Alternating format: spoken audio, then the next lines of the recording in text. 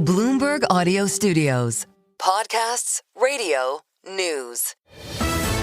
The Stock Movers Podcast, your roundup of companies making moves in the stock market, harnessing the power of Bloomberg data. Let's take a look at some of the stocks on the move today. I'm Paul Sweeney alongside Lisa Mateo, and we're joined today by Bloomberg's Christine Aquino. Christine, what are you looking at? Taking a look at Amazon today, Paul, because it's Prime Day, which is actually 4 days starting today.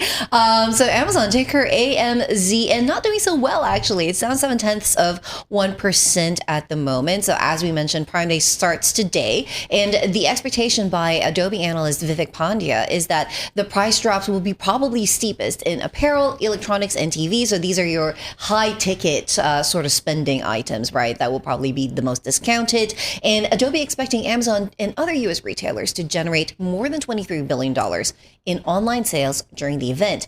But it seems to be that there's more subdued appetite for shoppers this year. Akineo, which does retailer surveys, shows that of 1,000 U.S. shoppers, only 1 in 4 plan to skip Prime Day because of tariffs. And then more than half say that they will closely monitor prices. Are you planning to buy anything, Paul? No. Lisa?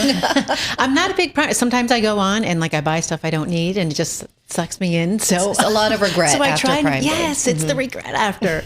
But I have to say, there are some good deals, especially those TVs, like you were saying.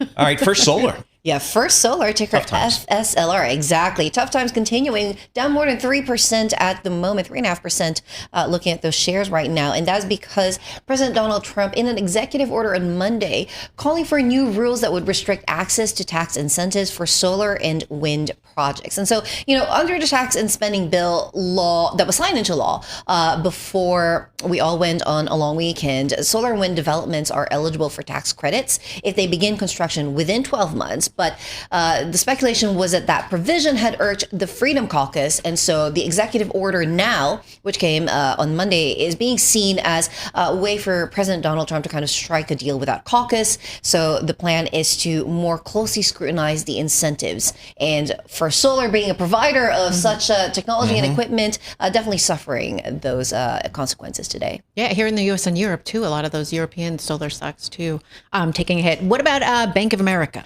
Bank of America, ticker BAC, also extending declines. That's now down 2% from the open. That stock was caught to hold from buy at HSBC, and analysts are citing valuations that are increasingly stretched after a rally in the bank stock. I feel like you could say that for a lot of equities just in general, but focuses on banks particularly. And, HSBC analysts saying that fundamentals are strong.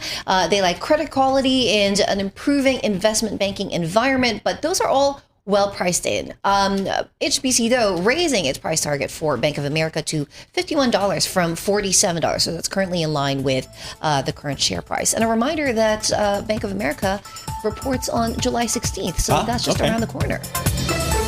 The Stock Movers Podcast from Bloomberg Radio. Check back with us throughout the day for the latest roundup of companies making news on Wall Street. And for the latest market-moving headlines, listen to Bloomberg Radio live. Catch us on YouTube, Bloomberg.com, and on Apple CarPlay and Android Auto with the Bloomberg Business app.